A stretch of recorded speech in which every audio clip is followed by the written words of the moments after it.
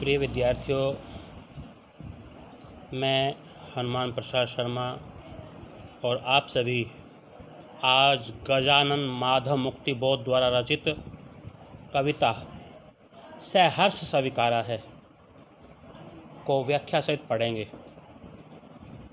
उनकी यह कविता भूरी भूरी खाक धूल नामक काव्य संग्रह में संकलित है। उनकी यह कविता एक रहस्यवादी कविता है, क्योंकि इसमें जो संबोधन पात्र है, जिसको कवि संबोधित कर रहा है, वह स्पष्ट नहीं है। वह कवि की पत्नी भी हो सकती है, माँ भी हो सकती है, बहन भी हो सकती है, या प्रेसी प्रिया भी हो सकती है, या कोई असीम सत्ता भी हो सकती है। कवि ने प्रस्तुत कविता में बताया है कि उसके जीवन में जो कुछ भी उसे प्राप्त है, वह सब उसी प्रिया की देन है। इसलिए उसने उन सब को खुशी खुशी स्वीकार किया है और यह प्रेरणा भी दी है कि सभी व्यक्तियों को जीवन में आने वाले सुख दुख को समान भाव से ग्रहण करना चाहिए। आइए अब हम इस कविता का पहला पद्यांश देखें। जिंदगी में जो कुछ है, जो भी है, सहर्ष स्वीकारा है, इसलिए कि जो भी कुछ मेरा है वह तुम्हें प्यारा है। यहाँ कवि अपनी प्रिया को संबोधित करता हुआ कहता है कि हे प्रिय, जिंदगी में जो कुछ भी है, कि मेरे जीवन में जो कुछ भी है, अर्थात जो कुछ भी प्राप्त है, जो प्राप्त होगा, वो सब तुम्हारी ही देन है। इसलिए जो कुछ मुझे मिला है, जो कुछ मुझे प्राप्त है, जो से अर्थ बच्चों यहाँ जाने कि कवि को जीवन में जो उपलब्धियाँ मिली हैं, कवि को जो कमजोरियाँ मिली हैं, जो आशा निराशा कवि के जीवन में है, सुख दुख है, हर्ष विषाद है, राग विराग है, उठा पटक है, संघर्ष अवसाद है, उन्नति अवनति है, जीवन के कड़वे मीठे अनुभव हैं, इन सब को कवि ने खुशी खुशी स्वीकार किया है। क्योंकि ये सब किसकी देन बताया है कवि ने? क्योंकि ये सब उसकी प्रिय को प्यारा लगता है, प्रिय ने उनको अपना माना है, इसलिए मुझे उन सब पर गर्व है। आगे देखें। गर्बीली गरीबी ये गंभीर अनुभव सब, यह विचार वैभव सब, दृढ़ता यह भीतर की सरिता, यह अभिनव सब, मौलिक है, इसलिए कि पल पल में जो कुछ भी जागृत है, अपलक है, संवेदन तुम्हारा है। कवि आगे कहता है कि जीवन में जो भी उसे प्राप्त है, उससे उसने खुशी खुशी प्रसन्नता के साथ स्वीकार किया है। कवि कहता है कि जो यह गरीबी है, उसको उसने गर्व के साथ, स्वाभिमान के साथ स्वीकार किया है। उसने उस गरीबी से अपना मुख नहीं मोड़ा, बल्कि उसे खुशी खुशी स्वीकार किया है। आगे कवि कहता है ये गंभीर अनुभव सब, कि ये जीवन के गहरे अनुभव हैं। कहने का अभिप्राय कि मेरा गहरा विचार चिंतन है, जीवन के सुख दुख की जो गहरी अनुभूतियां हैं, उन सब को भी, और यह विचार वैभव, यह दृढ़ता, कि मेरे व्यक्तित्व की जो दृढ़ता है, जो मेरा व्यक्तित्व दिखाई दे रहा है, उसकी जो दृढ़ता है, उसकी जो मजबूती है, और भीतर की सरिता, और उसके अंतःकरण में, उसके अंदर बहने वाली भावना रूपी, सरिता का अर्थ होता है नदी, कि भावना रूपी जो नदी है वो भी, और यह है अभिनव सब, अभिनव का अर्थ होता है नया, कि मेरे अन्य अन्य जो नए रूप हैं ये सब अपने आप में कोई दिखावटी बनावटी नहीं है।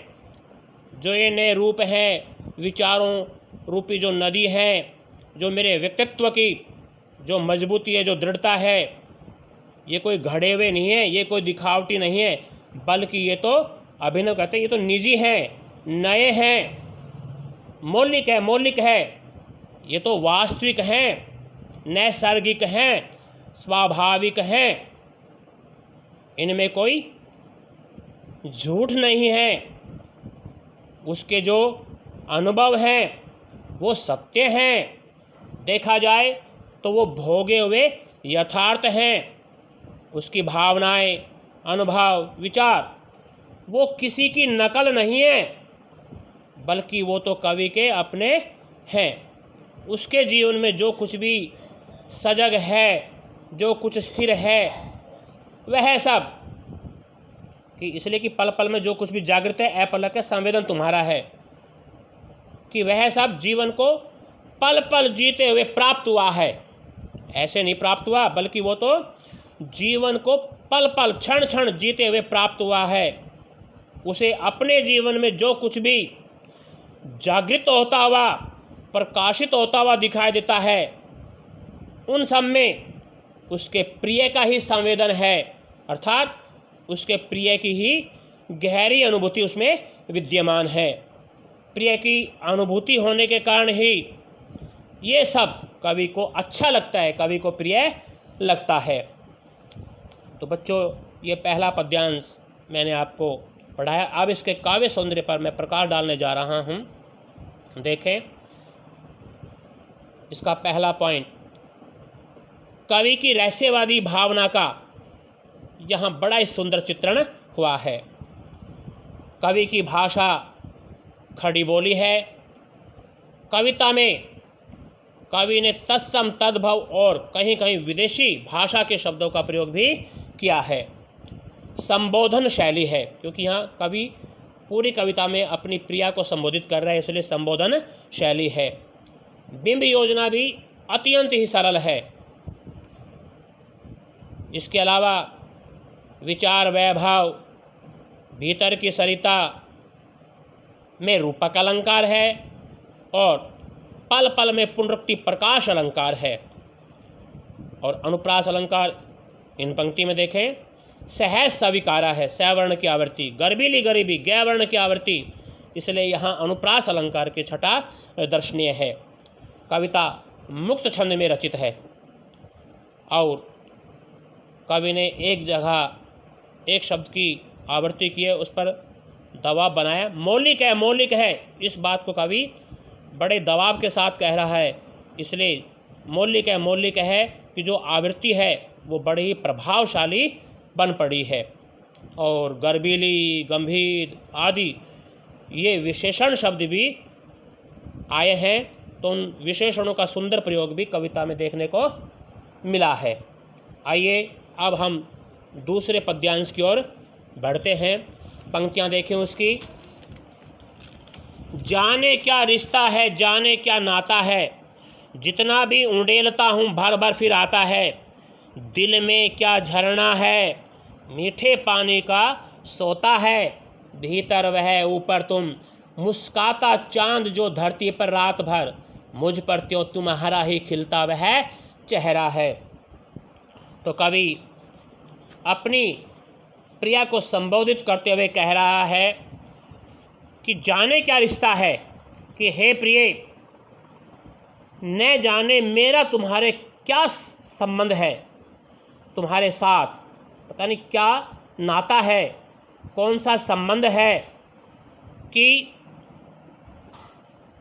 जितना भी उंडेलता हूँ भर भर फिर आता है, कि मैं अपने हृदय से तुम्हारे प्रति जितना भी प्रेम उड़ेलता हूँ,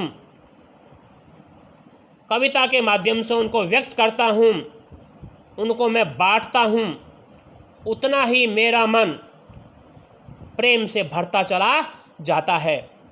क्योंकि इतना अधिक प्रेम मुझे प्राप्त हुआ है, उस प्रेम को मैं लोगों में बांटना चाहता हूँ।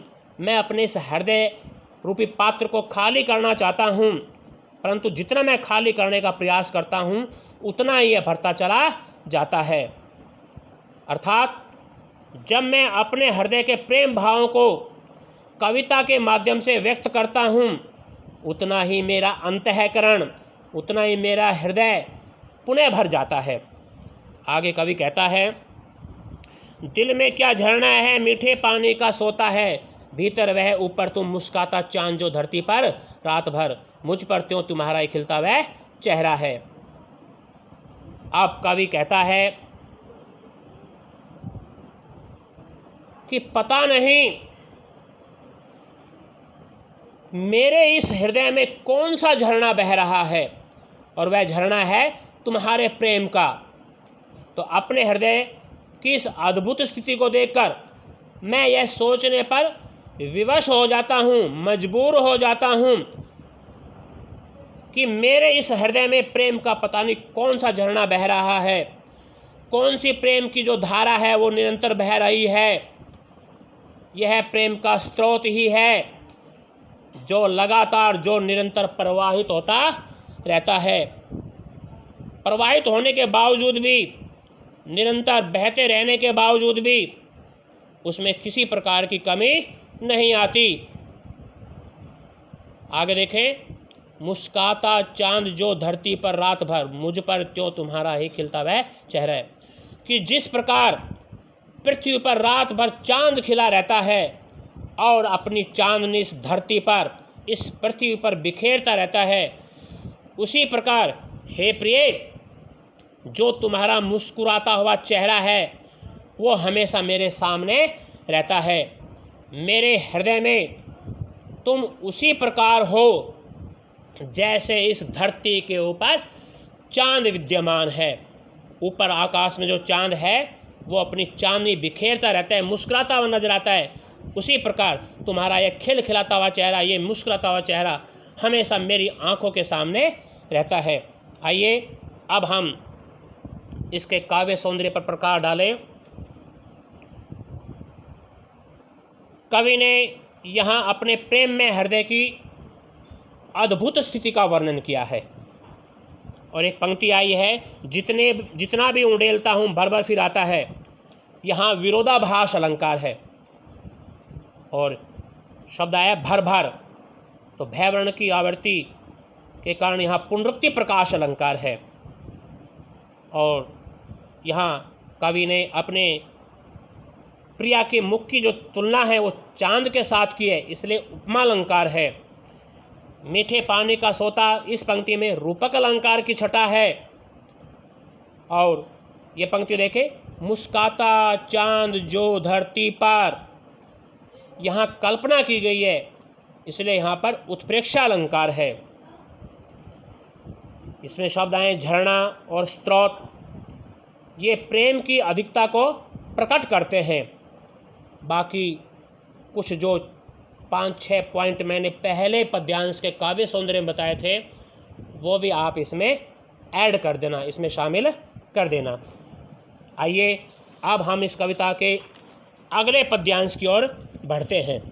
देखें, सचमुच मुझे दंड दो कि भूलूं मैं तुम्हें भूल जाने की, दक्षिण ध्रुव अंधकार अमावस्या शरीर पर, चेहरे पर, अंतर में पालूं मैं, झेलूं मैं, उसी में नहालूं मैं, इसलिए कि तुमसे प्रेवेष्टित आच्छादित रहने का रमणीय यह उजेला अब सहा नहीं जाता है, नहीं सहा जाता है। देखें, कवि अपनी प्रिया को संबोधित करता हुआ, उससे प्रार्थना करता हुआ कहता है, क्या कहता है कि सचमुच मुझे दंड दो कि भूलूं मैं, कि वह उसे भूल जाना चाहता है, अपनी प्रिया को भूल जाना चाहता है। हालांकि उसे भूलना कवि के लिए देखा जाए तो एक दंड के समान है, एक बहुत बड़ा दंड कवि के लिए वो होगा।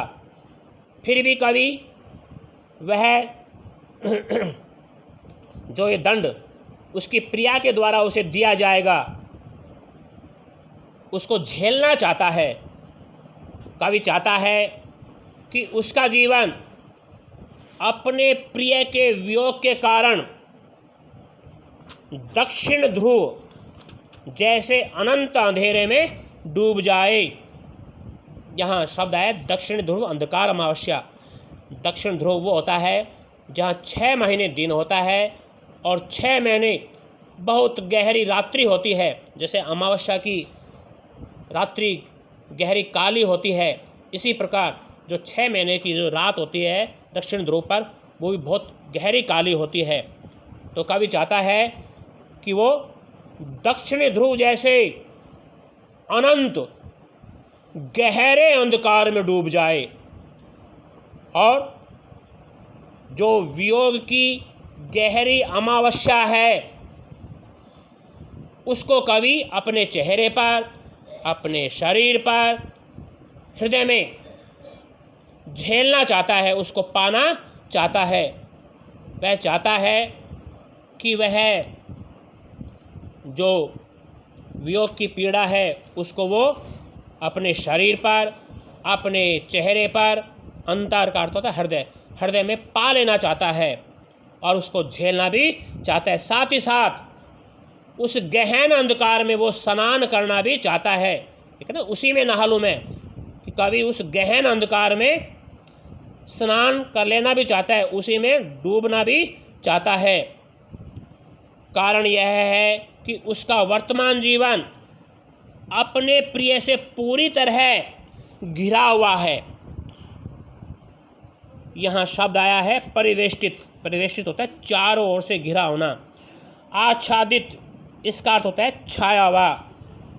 तो कवि कह रहा है कि उसका जो वर्तमान जीवन है वो अपने प्रिय से पूरी तरह से चारों ओर से घिरा हुआ है। उसका जीवन आच्छादित छाया हुआ है।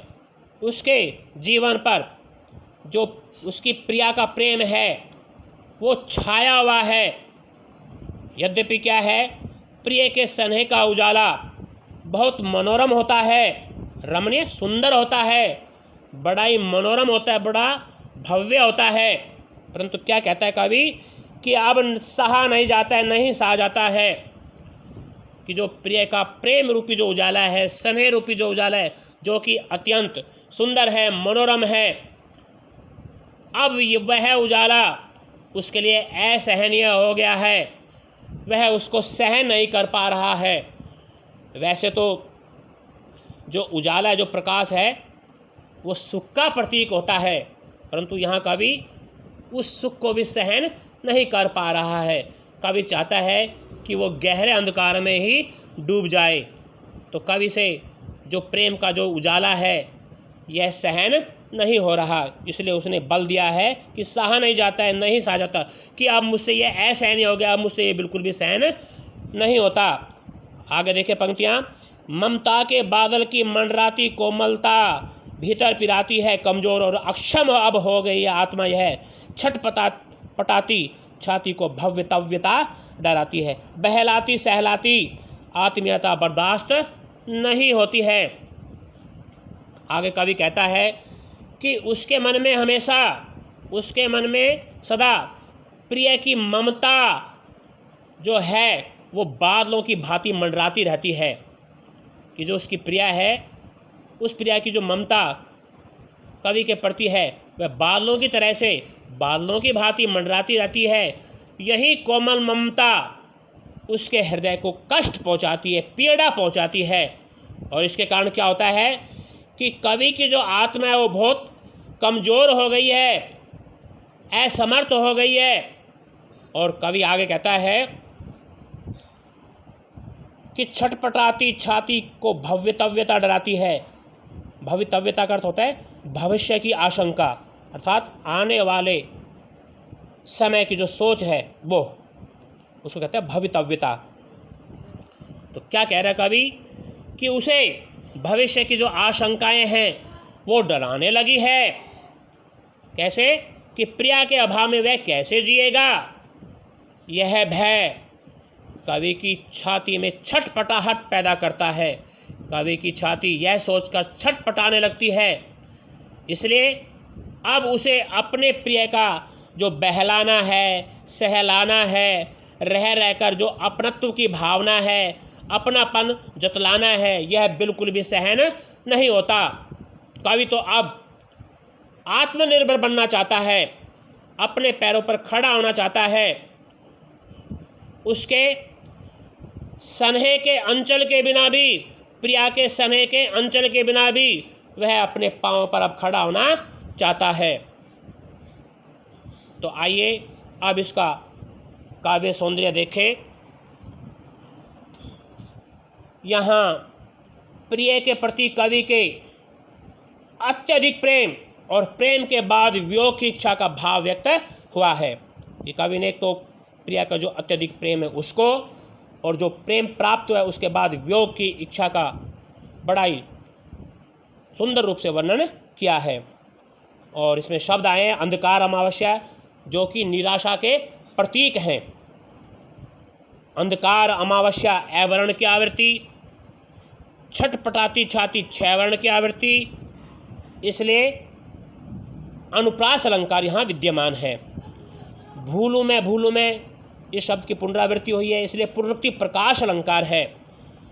भाषा पहले भी बताया जा चुका है, तत्सम शब्दावली से युक्त खड़ी बोली है। और बहलाती सहलाती ये कुछ एक शब्द आए हैं, इनमें स्वर मैत्री अलंकार हैं। और शब्द है कोमलता पिराती है। इस पंक्ति में कोमलता का मानवीकरण किया गया है, तो यहाँ मानवीकरण अलंकार भी हम लिख सकते हैं। आइए अब हम इस कविता के अंतिम पद्यांश की ओर बढ़ते हैं। अंतिम पद्यांश देखें। सचमुच मुझे दंड दो कि हो जाऊं पाताली अंधेरे की गुहाओं में, विवरों में, दोहे के बादलों में, बिल्कुल मैं लापता कि वहाँ भी तो तुम्हारा ही सहारा है। इसलिए कि जो कुछ मेरा है या मेरा जो होता सा लगता है, होता सा संभव है, सभी वह तुम्हारे कारण के कार्यों का घेरा है, कार्यों का वैभव है।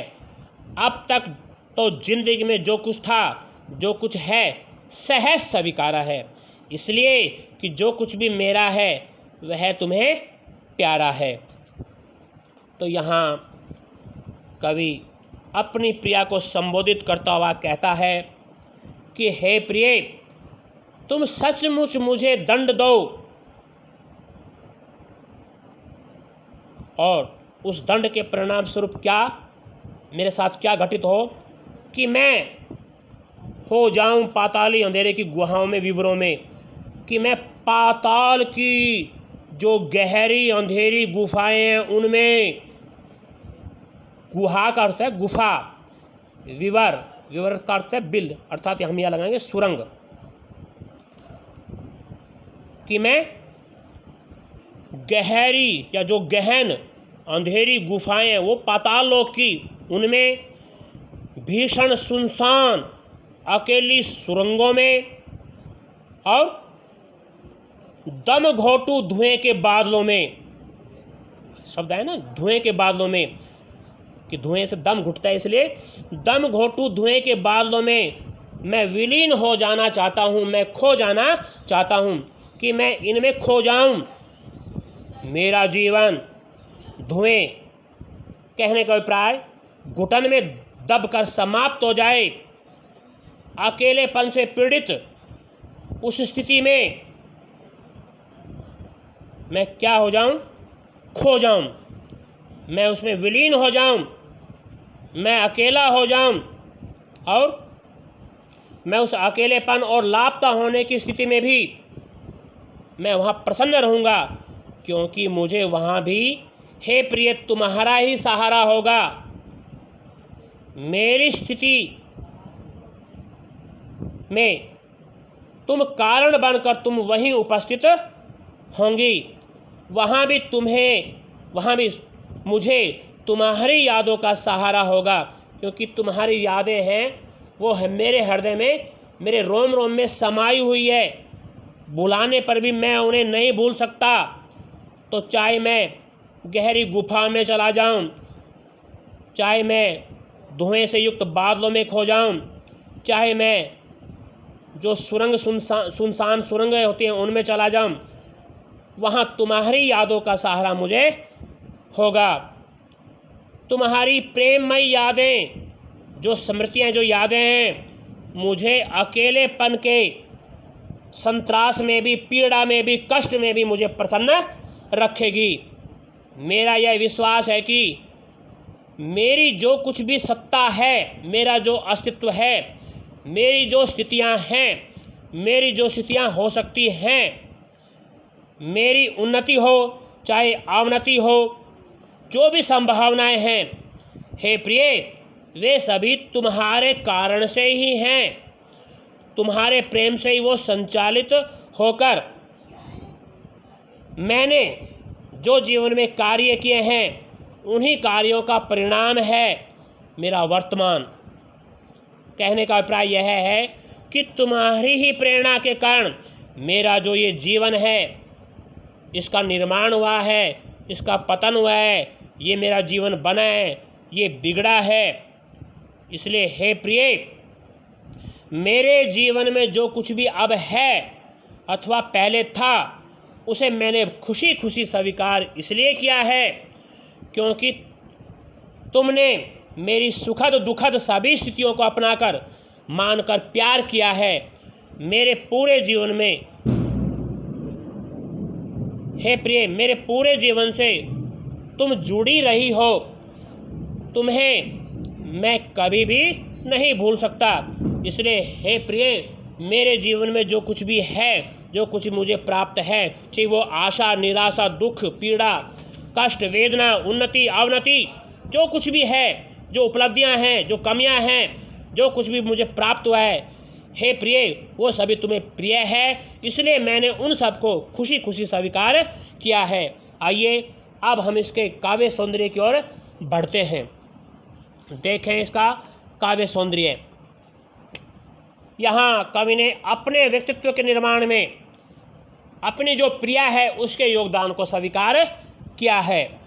और पहली पंक्ति में शब्द आया है दंड दो। यहाँ दैवर्ण की आवृत्ति है, तो यहाँ अनुप्रास अलंकार है। और कवि की जो मानसिकता है उसका मार्मिक चित्रण भी यहाँ देखने को मिला है। और एक पंक्ति आई है लापता की, वहाँ भी तुम्हारा ही सहारा है। यहाँ विरोधाभास अलंकार है, विरोधाभास अलंकार यहाँ देखने को मिलता है।